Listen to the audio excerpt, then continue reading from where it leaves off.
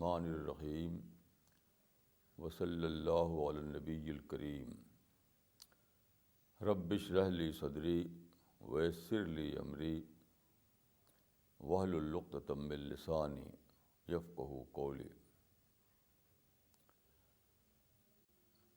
اس وقت میں قرآن اور حدیث کے کچھ ریفرنسز کو لے کر اسلام کے بعض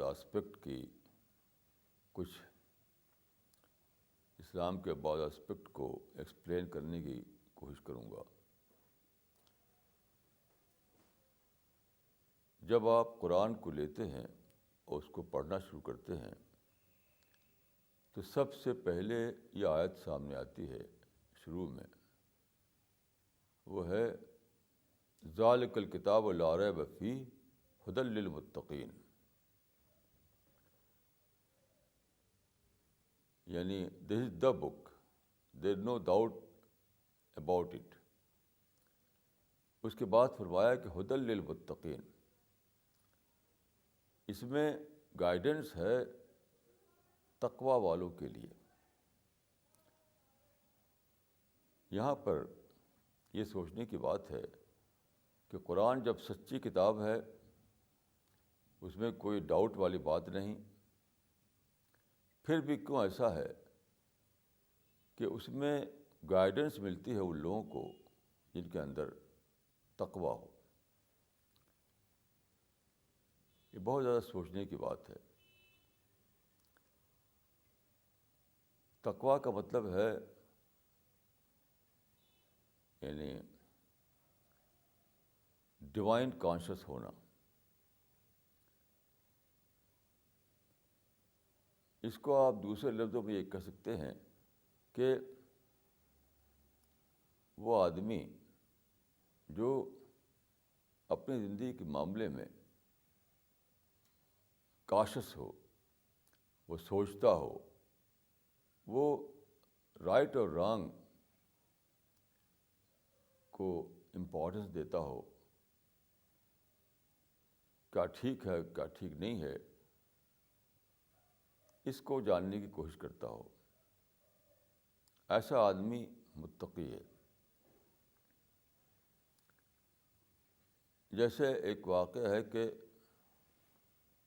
حضرت عمر فاروق نے ایک صحابی سے پوچھا کہ تقوی کیا ہے؟ تو انہوں نے سوال کیا کہ کیا آپ کسی ایسے راستے سے گزرے ہیں جس کے دونوں طرف کانٹے دار جھاڑیاں، تھارنی بشز ہوں؟ تو حضرت عمر نے کہا کہ ہاں۔ انہوں نے پوچھا کہ اس وقت آپ نے کیا کیا؟ تو آپ نے کہا کہ شمرت واجتہدت، میں نے اپنے کپڑے خوب سمیٹ لیے اور پھر بچتا ہوا نکل گیا۔ تو انہوں نے کہا کہ ذالک التقویٰ، یہی تقویٰ ہے۔ اس سے معلوم ہوا کہ تقویٰ نام ہے اس بات کا کہ آدمی کے اندر پرواہ ہو صحیح غلط کی، وہ کاشس ہو ٹھیک اور بے ٹھیک کے معاملے میں، اس کا دھیان اس پر لگا رہے کہ کہیں وہ کانٹوں میں نہ پھنس جائے، کہیں وہ غلط کام کوئی نہ ہو جائے اس سے۔ اسی کو آپ کہیں گے کاشس۔ تو متقی انسان وہ ہے جو کاشس ہو۔ جب تک آدمی کاشس نہ ہو اس کو گائیڈنس نہیں ملے گی، یہاں تک کہ خدا کی کتاب سے بھی نہیں۔ یہ بہت امپورٹنٹ بات ہے۔ کاشس ہونے کا مطلب کیا ہے؟ ریسیپٹیو ہونا۔ جب تک آدمی کے اندر ریسیپٹیوٹی نہ ہو، آپ کچھ بھی کہیں گے، قرآن یا حدیث سے کوئی بات بھی اس کے سامنے آئے گی تو وہ دھیان نہیں دے گا۔ جب دھیان نہیں دے گا تو بات اس کے مائنڈ میں بیٹھے گی نہیں۔ تو یہ بات معلوم ہوتی ہے ہم کو قرآن کے بالکل شروع میں۔ پھر آپ دیکھیے پیغمبر اسلام صلی اللہ علیہ وسلم کے بارے میں قرآن میں آیا ہے، وَوَجَدَكَ ضَالًّا فَہَدَىٰ۔ اللہ تعالیٰ فرما رہے ہیں یہاں پر محمد صلی اللہ علیہ وسلم سے کہ تم کو پایا ہم نے ضال، پھر ہم نے ان کو ہدایت دی۔ ضال کا مطلب ہوتا ہے بیولڈرڈ ہونا، سرگرداں ہونا، تلاش میں ہونا۔ یعنی آپ یوں کہہ سکتے ہیں کہ اس کا مطلب ہے سیکر۔ تو اس آیت میں یہ بتایا گیا کہ تم کو خدا نے پایا سیکر، تو تم کو ہدایت دی۔ اس سے اندازہ ہوتا ہے کہ سیکر ہونا یہ ضروری کنڈیشن ہے۔ ہم یہ کہہ سکتے ہیں کہ ایمان کی بگننگ ہوتی ہے اسی سے کہ آدمی سیکر ہو۔ پہلے آدمی سیکر بنتا ہے، تب اس کے بعد وہ مومن بنتا ہے۔ اگر سیکر نہیں ہے تو گویا اس کے اندر پیاس نہیں ہے۔ ظاہر ہے کہ جس آدمی کے اندر پیاس نہ ہو تو پانی وہ کیوں پیے گا؟ پانی سے کیوں وہ اپنے آپ کو سیراب کرے گا؟ تو جو سچائی کا، جس کو سچائی کی پیاس ہو، جس کے اندر سچائی کی پیاس ہو، وہی سیکر ہے، اور جو سیکر ہے وہی خدا کی ہدایت کا مستحق ہے۔ خدا کی ہدایت ہر وقت آ رہی ہے، ہر طرف خدا کی ہدایت یعنی بارش کی طرح برس رہی ہے، لیکن اس کو پائے گا وہی آدمی جو سیکر ہو۔ اس کی مثال ایسی ہے کہ جیسے کہ بارش ہو رہی ہے، لیکن ہمارا برتن جو ہے وہ الٹا رکھا ہوا ہے، سیدھا نہیں ہے، تو بارش ہوگی لیکن ہمارا برتن پھر بھی خالی رہے گا۔ جب تک برتن سیدھا نہ ہو، بارش کا پانی اس میں نہیں آئے گا۔ تو خدا کی طرف سے ایمان کی توفیق ملنا، خدا کی طرف سے سچائی کا گیان ملنا، یہ سب کب ہوتا ہے؟ جب آدمی سیکر ہو۔ سیکر کو کہتے ہیں اردو میں متلاشی۔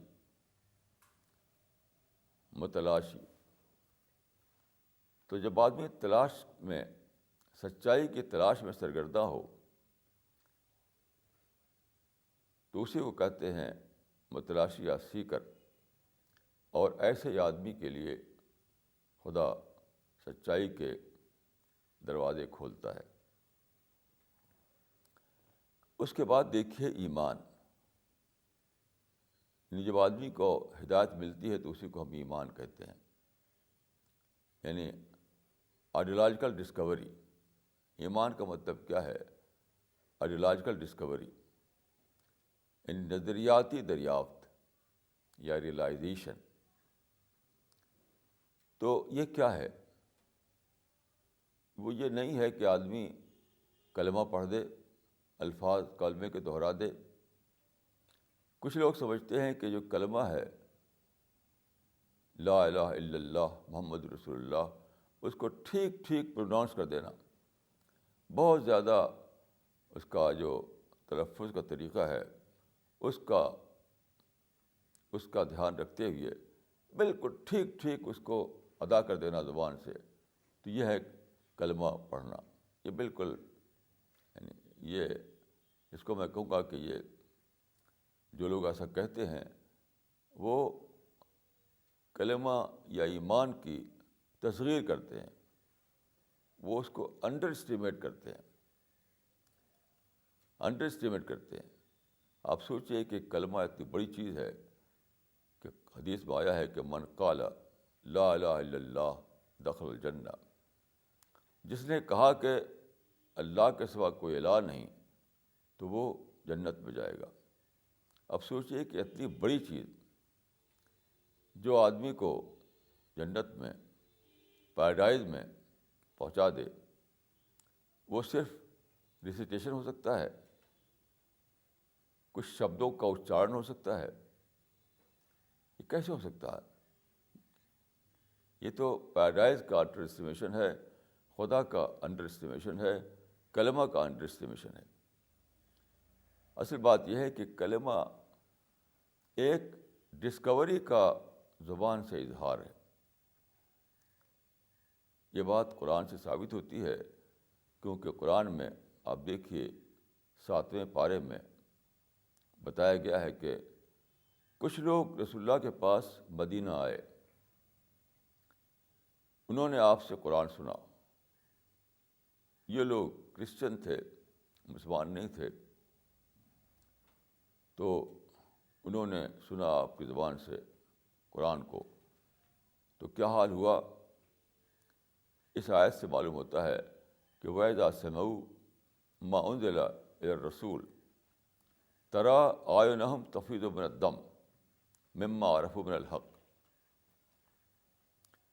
یعنی قرآن کی آیتوں کو سن کر ان کی آنکھوں سے آنسو بہنے لگے, کیونکہ انہوں نے سچائی کو پہچان لیا. آپ سوچئے, کیا محض شبدوں کے اچارن سے کسی کی آنکھوں سے آنسو بہ سکتے ہیں؟ کچھ لفظوں کو ٹھیک ٹھیک جو ان کا طریقہ ہے تلفظ کا, اس طرح دہرا دینے سے کسی کی آنکھوں میں آنسو آ سکتا ہے؟ آنسو آتا ہے جب سینے میں بھونچال آتا ہے, تب سچائی کی ڈسکوری جب آپ کے اندر ایک اسٹار برپا کرتی ہے, اسٹار جس میں آپ خدا کو ڈسکور کرتے ہیں, خدا کی بڑائی کو ڈسکور کرتے ہیں. خدا کی بڑائی کو ڈسکور کرنے کے بعد آپ کے اندر خدا کا ڈر سما جاتا ہے, خدا سے محبت آ جاتی ہے, خدا آپ کا سپریم کنسرن بن جاتا ہے. جب یہ سب باتیں ہوتی ہیں تب ایسا ہوتا ہے کہ آدمی کی آنکھوں سے آنسو ابل پڑے. تو یہ ہے ایمان. ایمان نام ہے خدا کی ڈسکوری کا, سچائی کی ڈسکوری کا. اور جب آدمی سچائی کو یا خدا کو ڈسکور کرتا ہے تو پورا اس کا پوری جو ہستی اس کی ہے, اس کے اندر ایک ایمرجنس ہوتا ہے, ایک نیا, وہ ایک نئی چیز اس کے اندر ایک ٹرانسفارمیشن ہوتا ہے, وہ کچھ سے کچھ بن جاتا ہے. اس وقت اس کے اندر ایک ہلچل پیدا ہوتی ہے, اس کو سچائی کا گیان ہوتا ہے, اس کو سچائی کی معرفت ہوتی ہے. مما عرفوا من الحق, کیونکہ انہوں نے جانا, انہوں نے پہچانا حق کو. یہ سب ہوتا ہے. اس کے بعد اس کی زبان سے نکل پڑتا ہے کہ لا الہ الا اللہ محمد رسول اللہ. تو یہ سچ پوچھے کو اندر کے طوفان کی آواز ہے, یہ کچھ الفاظ نہیں ہیں. اندر جو طوفان برپا ہوا ہے اسی کی آواز ہے جو ڈھل گئی ہے اس طریقے سے کہ لا الہ الا اللہ محمد رسول اللہ. تو فرمایا کہ اس کے بعد فرمایا کہ فَأَصَابَهُمُ اللَّهُ بِمَا قَالُوا جَنَّاتٍ تَجْرِي مِن تَحْتِهَا الْأَنْهَارُ. یعنی قرآن میں فرمایا کہ یہ جو کہا انہوں نے, اس کے بدلے میں انہیں خدا نے جنت دے دی, جنت کے باغات میں اس کو داخل کر دیا. یہاں پر دیکھیں, سوچنے کی بات یہ ہے کہ بما قالو کا لفظ یہاں پر ہے, یعنی قول پر جنت, ورڈ پر جنت, سیئنگ پر جنت. لیکن کون سا قول تھا یہ وہ قول تھا جس سے آدمی کے اندر ایک طوفان برپا ہو گیا, آنکھوں سے آنسو ابل پڑے. اس طرح کا جو ٹرانسفارمیشن ہوا اس کے اندر, اس طرح کا جو ایک ریولوشن آیا اس کے اندر, اس سے جو کلمہ نکلا, اس کلمے کے بدلے اس کو جنت دے دی گئی. تو اس سے یہ معلوم ہوتا ہے کہ ایمان نام ہے ڈسکوری کا، اور کلمہ پڑھنا نام ہے ڈسکوری کے بعد ظاہر ہونے والے، یعنی ظاہر ہونے والے لفظوں کا جو بےتابانہ طور پر انسان کے زبان سے نکل پڑیں۔ اب آپ دیکھیے کہ ایمان کے بعد سب سے پہلی چیز ہوتی ہے عبادت۔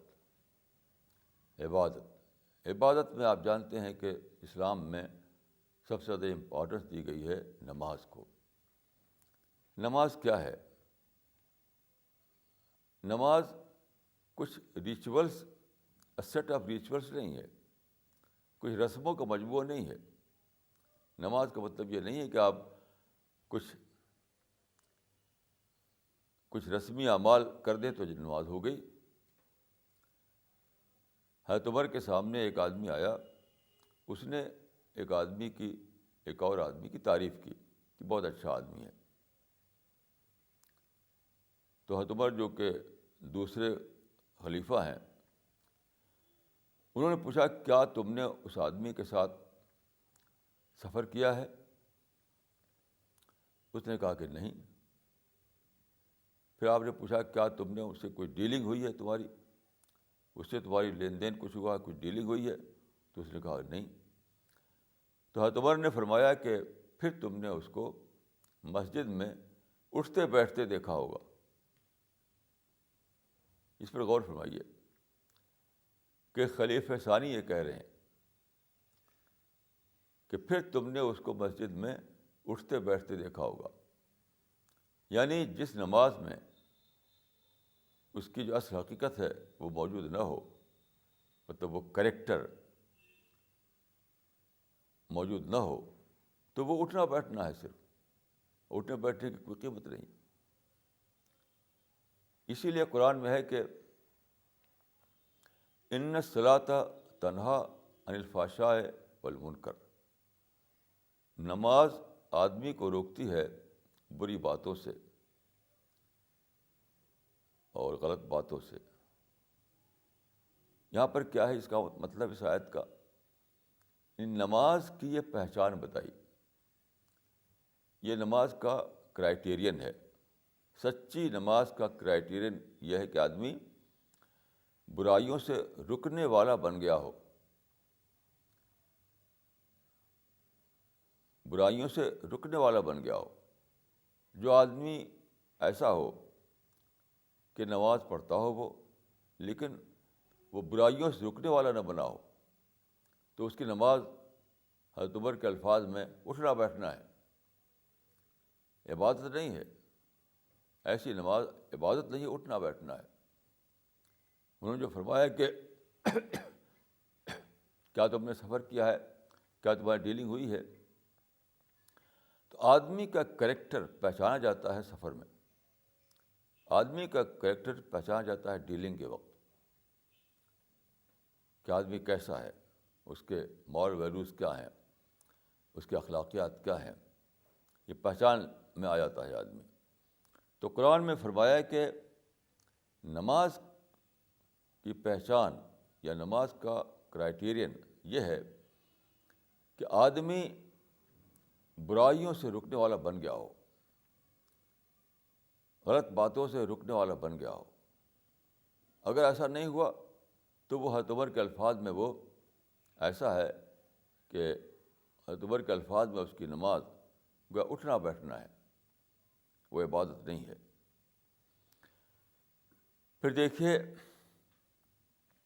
کہ نماز کی حقیقت کیا ہے۔ یہ واقعہ ہے کہ نماز کا ایک فارم ہے، نماز کا ایک فارم ہے، لیکن اس کی حقیقت ہے۔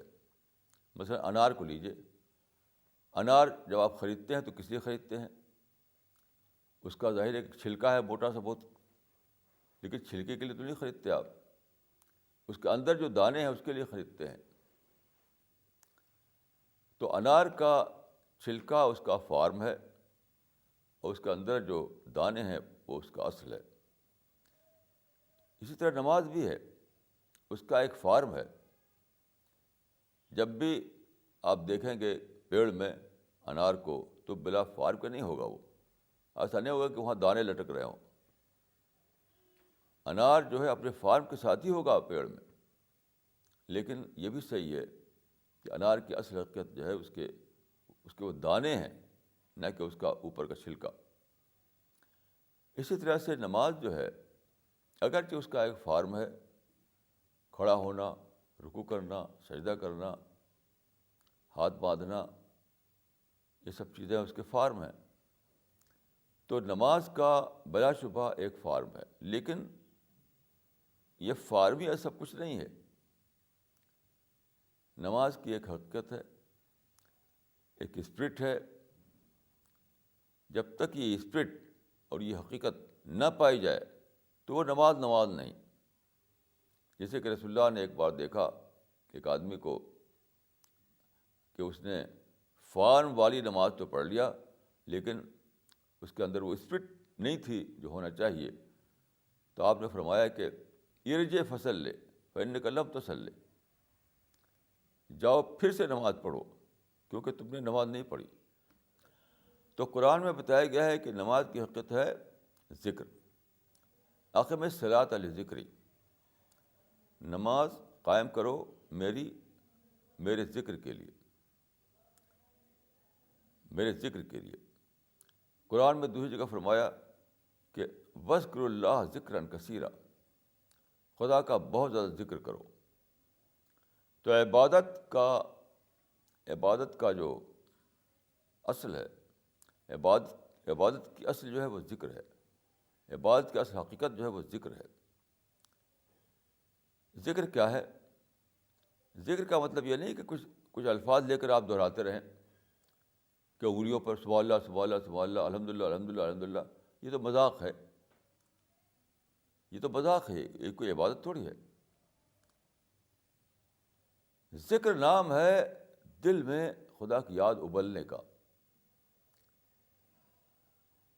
خدا کو ریممبر کرنے کا، ریممبرنس آف گاڈ. اور بہت زیادہ ذکر کرو خدا کا، یعنی بہت زیادہ یاد کرو خدا کو.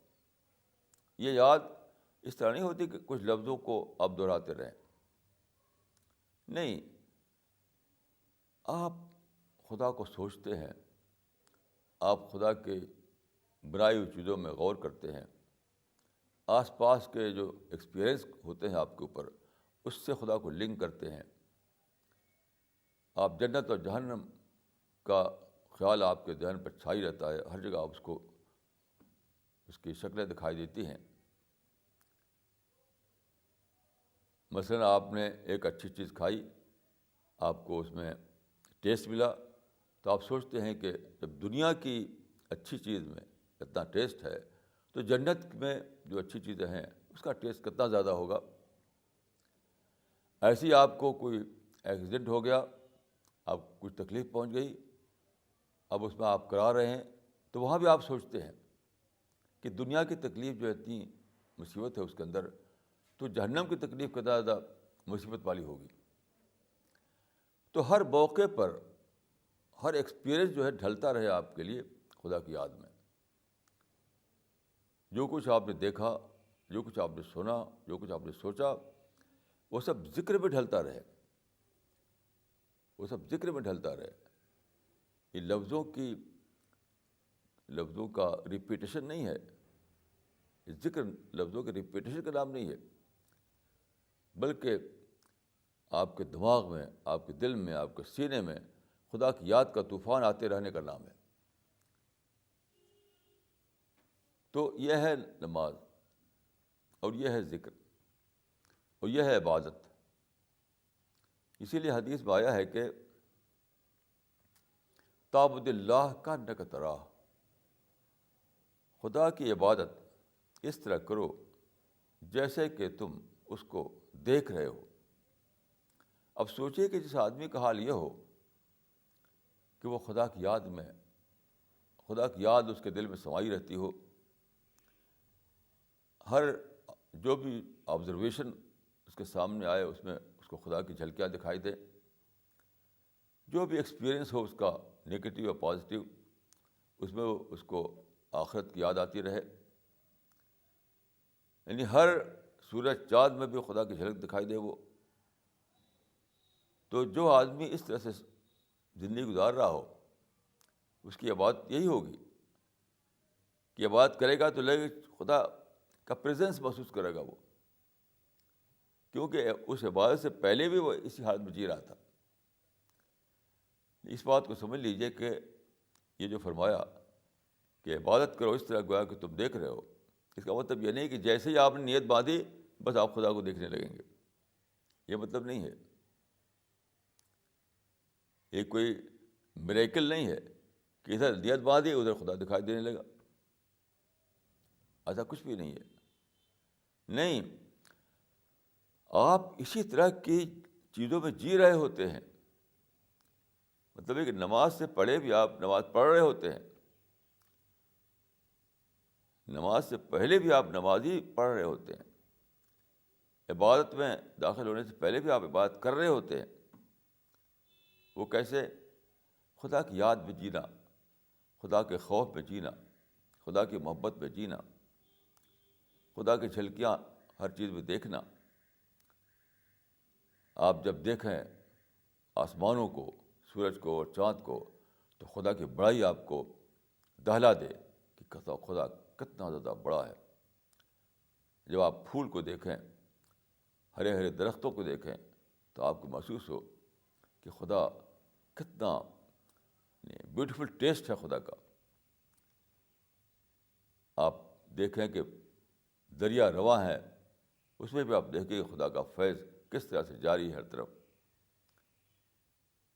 اس طرح سے قرآن کو پڑھیں, آپ حدیث کو پڑھیں, پیغمبروں کے واقعات کو پڑھیں, ہر چیز میں آپ کو خدا کے یاد آئے, خدا والی باتیں آپ کے دل میں اترتی رہیں. تب یہ ہوگا کہ آپ خدا کے پریزنس میں جینے لگیں گے. ایسا لگے گا کہ خدا آپ کے آس پاس ہی موجود ہے. تو اس حالت کو لے کر جب آپ نماز میں داخل ہوں گے, اس کیفیت کو لے کر کے جب آپ عبادت میں مشغول ہوں گے, تو یہ ہوگا کہ آپ کی نماز پریزنس آف گاڈ میں ہوگی. آپ کی عبادت اس طرح ہوگی کہ جیسے کہ آپ پریزنس آف گاڈ کا احساس لیے ہوئے عبادت کر رہے ہیں. یہ مطلب ہے اس کا. تو یہ ہوئی عبادت. اب دیکھیے ایک بہت بڑا حکم جو خدا کا ہے اہل ایمان سے, وہ ہے دعوت. دعوت یعنی دوسروں کو جو سچائی آپ نے پائی ہے وہ سچائی دوسروں کو بتانا. اس دنیا کو بنانے میں, انسان کو بنانے میں خدا کا جو کریشن پلان ہے, اس کریشن پلان سے لوگوں کو باخبر کرنا. قرآن کو آپ پڑھیں گے تو ایسا لگے گا آپ کو کہ قرآن کا جو سبجیکٹ ہے وہ ہے کریشن پلان آف گاڈ کو بتانا, تاکہ انسان جانے کہ یہاں پر کیسے رہنا ہے, یہ جانے کہ مرنے کے بعد کیا اس کے سامنے آئے گا, یہ جانے کہ ایٹرنل کامیابی کس چیز کا نام ہے, یہ جانے کہ اس کو کیسے اپنے آپ کو ہیل سے بچانا ہے. یہ ہے کریشن پلان آف گاڈ. تو ان سب باتوں کو آپ خود ڈسکور کرتے ہیں, پھر دوسروں کو بتاتے ہیں. تو یہ ہے دعوت, یہ دعوت اللہ. قرآن پوری کی پوری کتاب دعوت ہے. پورا قرآن جو ہے وہ کتاب دعوت ہے. یعنی دعوت کی زبان میں ہے, دعوت کے اسلوب میں ہے, دعوت والی باتیں اس کے اندر ہیں. انسان کو خدا مخاطب کر کہتا ہے کہ دیکھو میں نے اس لیے پیدا کیا ہے تم کو, دیکھو یہ ہے تمہاری کامیابی کا راز, دیکھو یہ ہے جو راستہ تمہارے لیے, یہ ہے موت, یہ ہے زندگی, یہ ہے جنت, یہ ہے جہنم. یہ سب قرآن میں بتایا گیا ہے. تو قرآن جو ہے کیا ہے, وہ کتاب دعوت ہے. دیکھیے دعوت کا معاملہ کوئی اناؤنسمنٹ کا معاملہ نہیں ہے. اناؤنسمنٹ کا معاملہ نہیں ہے کہ آپ کھڑے ہو کر تقریر کر ڈالیں دعوت ہو گئی. نہیں، دعوت سرتاپا صبر کا معاملہ ہے. دعوت کے ساتھ صبر جڑا ہوا ہے. دعوت کے بغیر صبر نہیں اور صبر کے بغیر دعوت نہیں. دیکھیے رسول اللہ صلی اللہ علیہ وسلم کو جب نبوت ملی مکہ میں 610 عیسوی میں آپ کو پیغمبر بنایا گیا تھا. اس وقت آپ مکہ میں تھے. تو شروع میں یہ آیت اتری، یہ سورہ اتری، سورہ المدثر. یا ایھا المدثر قم فانذر وربک فکبر وثیابک فطہر والرجز فہجر ولا تمنن تستکثر ولربک فاصبر. وہاں پر دیکھیے آپ، اللہ تعالیٰ نے فرمایا کہ یا ایھا المدثر قم فانذر، قم فانذر، اٹھو اور لوگوں کو بتا دو. لوگوں کے سامنے جاؤ، بتا دو لوگوں کو کہ what is the creation plan of God. جا کے بتا دو. اور پھر فرمایا کہ وَلِرَبِّكَ فَاصْبِرْ، اور اپنے رب کے لیے صبر کرو. یعنی keep patience for the sake of God. اس کو سوچیے کہ دعوت کے ساتھ ساتھ یہ کہنے کا کیا مطلب ہے. خدا نے حکم دیا کہ دعوتی کام کرو، تم کو داعی بنایا ہے خدا نے، داعین الی اللہ باذنہ وسراجا منیرا. تو دعوت کے ساتھ صبر کیوں جوڑا؟ دیکھیے اس لیے جوڑا کہ آپ اپنے کو ڈسٹریکشن سے بچائیں. آپ داعی اور مدعو کے درمیان نارملسی کو مینٹین رکھیں. دیکھیے جو دنیا میں آپ ہیں اس دنیا میں کیا ہے، ہر وقت کچھ نہ کچھ نگیٹو ایکسپیرئنسز ہوتے رہتے ہیں. ہر وقت کوئی پرووک کر دیتا ہے، ہر وقت کوئی ایسی بات ہو جاتی ہے جس سے دل میں یعنی بری غصہ آ جائے، دل میں انتقام آ جائے. یہ سب ہوتا ہی رہتا ہے صبح شام. اور پھر جب دعوتی کام آپ کریں گے تو اور بھی یہ چیزیں پیدا ہوں گی. اب اگر آپ ایسا کریں کہ ہر نگیٹو تجربے میں آپ بھڑک اٹھیں، آپ خود بھی ریئیکٹ کرنے لگیں، مطلب داعی جو ہے اگر ایسا ہو کہ وہ دوسروں کی طرف سے جب نگیٹو رسپانس ملے تو وہ خود بھی ویسے ہی ریئیکٹ کرنے لگے، تو کیا ہوگا؟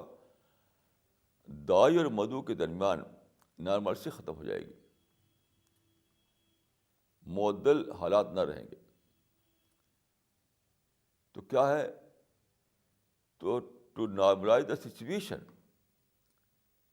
صبر کی ضرورت ہے، پیشنس کی ضرورت ہے.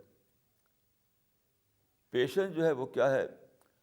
سچویشن کو نارملائز کرنے کے لیے یعنی خدا کا حکم جو ہے کہ صبر کے لیے اس لیے ہے کہ ہمیشہ سچویشن نارمل بنی رہے. داعی اور مدعو کے درمیان سچویشن جو ہے ہمیشہ نارمل بنی رہے.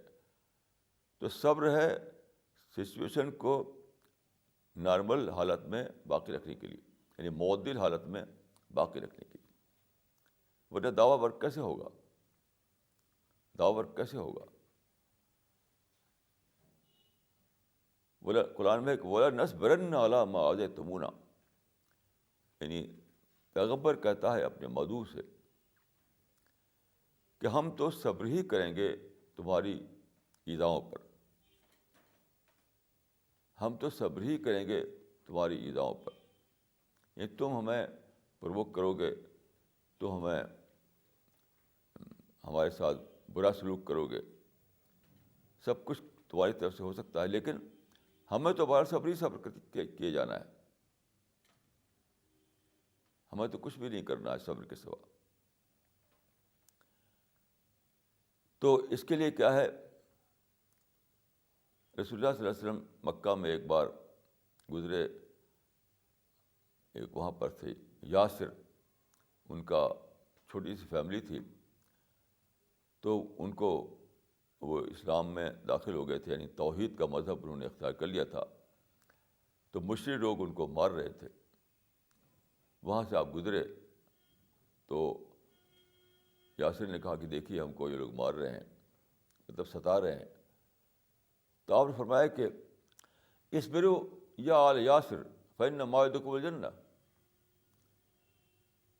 اے یاسر کے گھر والو صبر کرو کیونکہ تمہارے لیے جنت ہے. اس کا مطلب کیا ہوا کہ داعی کے لیے اس دنیا میں کوئی حق نہیں ہے. داعی کا اس دنیا میں کوئی حق نہیں. داعی کی صرف ذمہ داریاں ہیں. یعنی داعی کا اس دنیا میں کوئی رائٹ نہیں ہے. اس کو تو صرف ڈیوٹی پورے کرنا ہے بس.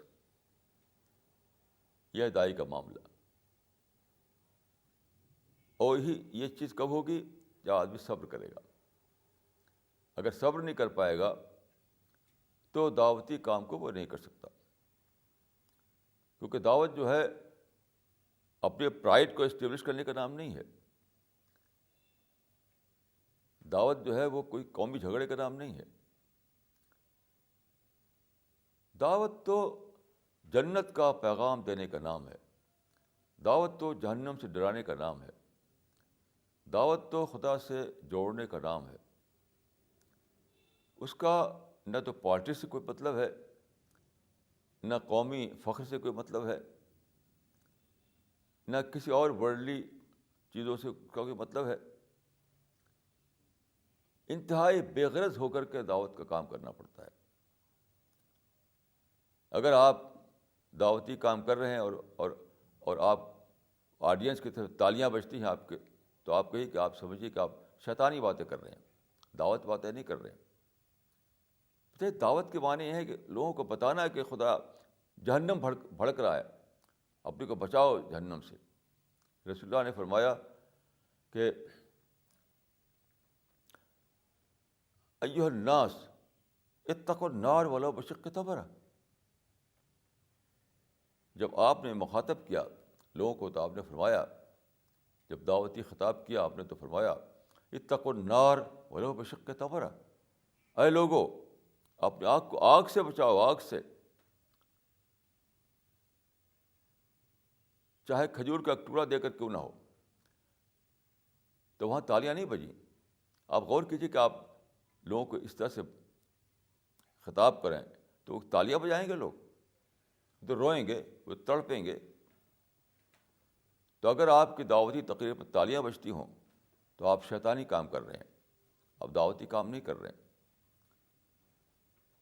شیطانی تقریروں پر تالیاں بجتی ہیں، دعوتی تقریروں پر تالیاں نہیں بجتی. تو دعوت نام ہے لوگوں کو خدا سے جوڑنے کا. دعوت نام ہے خدا کو، لوگوں کو خدا سے قریب کرنے کا. دعوت نام ہے لوگوں کے دل میں یہ احساس لانے کا کہ وہ جنت کو اپنا اپنا کنسرن بنائے. ان کی زندگی آخرت اورینٹڈ زندگی بن جائے، ان کی زندگی خدا اورینٹڈ زندگی بن جائے. ان کی سوچ جو ہے یہ بن جائے کہ وہ ہر وقت خدا کے بارے میں سوچیں، جنت و جہنم کے بارے میں سوچیں، اور خدا کا جو کریشن پلان ہے اس کو سوچ کر اس کے مطابق اپنی زندگی بنائیں. یہ ہے دعوت. دعوت کوئی قومی فخر دکھانے کا نام نہیں ہے. اپنے قومی فخر کو دوسروں کے مقابلے میں اسٹیبلش کرنے کا نام دعوت نہیں ہے. دعوت اپنے پرائڈ کو دوسروں کے مقابلے میں اسٹیبلش کرنے کا نام نہیں ہے. دعوت انسان سے خیرخواہی کا نام ہے. دعوت انسان سے محبت کا نام ہے. دعوت انسان کو خدا سے جوڑنے کا نام ہے. دعوت انسان کو جنت کے راستے پر چلانے کا نام ہے. یہ سب کام ہوتا ہے اس طرح سے کہ آپ لوگوں کے سچے ویلوشر بن جائیں. جیسا کہ قرآن میں ہے کہ انی لکم ناصح امین. پیغمبر نے کہا کہ میں تمہارا ویلوشر ہوں، تمہارا خیر خواہ ہوں. تو داعی کو بے پناہ محبت ہوتی ہے مدعو سے، اسی کا نام ہے دعوت۔ اسی لیے دعوت کو قرآن میں دعوت اللہ کہا گیا، خدا کی طرف دعوت، خدا کے لیے دعوت۔ تو دعوت مکمل طور پر ایک ایسا کام ہے جو خدا کے لیے ہوتا ہو، اسی لیے اس کو قرآن میں دعوت اللہ کہا گیا ہے۔ دعوت سب سے بڑا کام ہے، لیکن دعوت کے لیے صبر ضروری ہے، صبر کے بغیر دعوت نہیں۔